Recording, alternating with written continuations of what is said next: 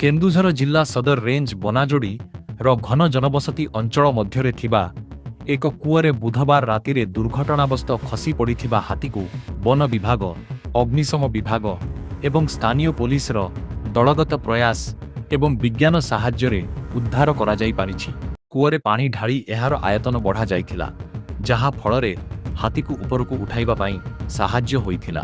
ଏହା ବିଜ୍ଞାନର ବୁୟାନ୍ସି ଥିଓରିରୁ ପ୍ରେରିତ ପ୍ରୟାସ ଥିଲା। ଏହି ଥିଓରି ଅନୁସାରେ ଏକ ବୁଡ଼ିଯାଇଥିବା ବସ୍ତୁ ଉପରେ ପାଣି ଦ୍ୱାରା ଏକ ଉପରକୁ ବଳ ପ୍ରୟୋଗ ହୋଇଥାଏ, ଯାହା ଗୁରୁତ୍ୱାକର୍ଷଣକୁ ବିରୋଧ କରି ଏହାକୁ ଭାସମାନ କିମ୍ବା ହାଲୁକା ଅନୁଭବ କରାଏ। ବିଜ୍ଞାନ ସାହାଯ୍ୟରେ ଆଜି ହାତୀଟି ଉଦ୍ଧାର ହୋଇପାରିଛି ବୋଲି ବନଖଣ୍ଡ ଅଧିକାରୀ ଶ୍ରୀଯୁକ୍ତ ଧନରାଜ ପ୍ରକାଶ କରିଛନ୍ତି।